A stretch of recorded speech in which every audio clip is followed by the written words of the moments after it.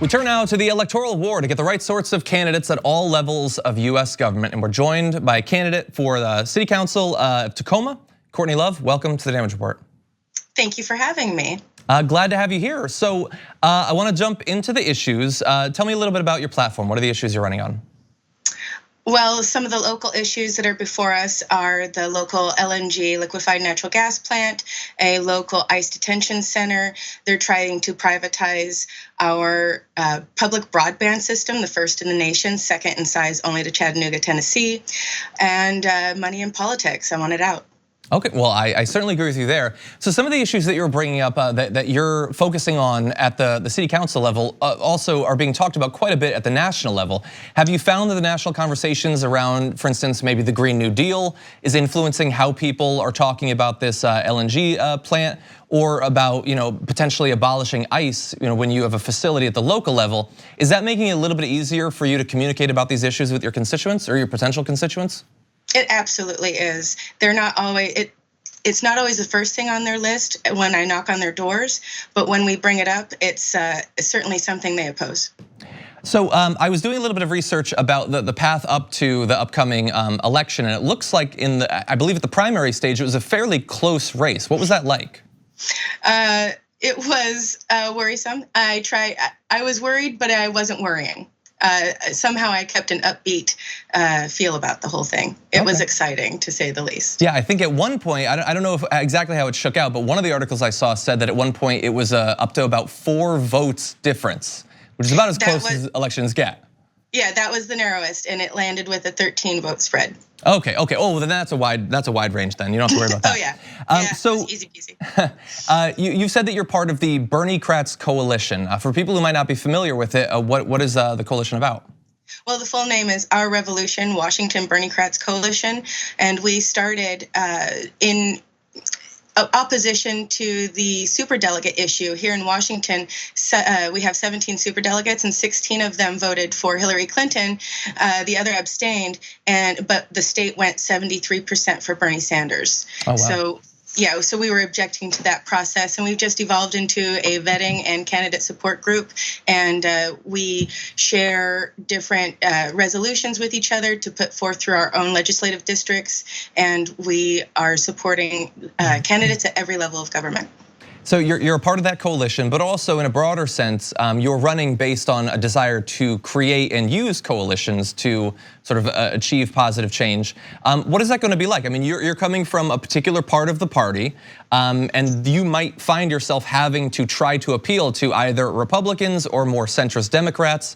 What is that process like? Well, it's difficult. People will say, "Oh, I agree, these things are bad," and that's when we talk about money in politics. Okay, and so how are you bringing? I've heard some of the presidential candidates communicating about money in politics in a particular way. I know it's becoming increasingly common for candidates to reject like big corporate donations, PAC donations, and things like that. How are you bringing it into this city council race? What aspects of money in politics are you focusing on? Well, Seattle, just to the north of us, we're very lucky to have a local example of this. They have a voucher system, and so I'd like to replicate that here in Tacoma. And so I'm discussing what we can do locally to do something that needs to be done nationally. Okay, I think that experimentation in that way is a great idea. Are there any other examples of that where you're looking to bring some of the experiments that are being done in potentially in progressive areas of policy and bring them into the Tacoma area?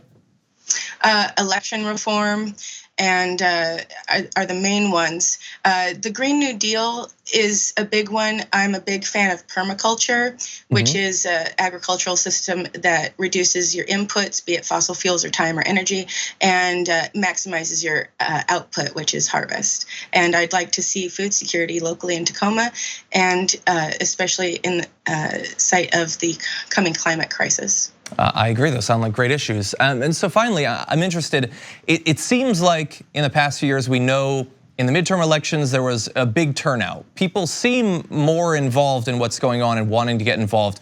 Are you expecting that that's gonna be replicated at the city council level? How are you attempting to get people to see that what happens at the city council level has ramifications at the higher levels as well? Having such a close primary race really helps share the example that every vote counts and to be involved in this process. But we have one of the lowest voter turnouts in our county and in Washington state, and it is disheartening. And I discuss local apathy. And while we're also very blue collar, so given that we have a slightly higher in proportion union base, and I'd like to see more organizing done through that. If we're blue collar, we should be organizing as such. Okay, and where can people find out more about your candidacy? electcourtneylove.com.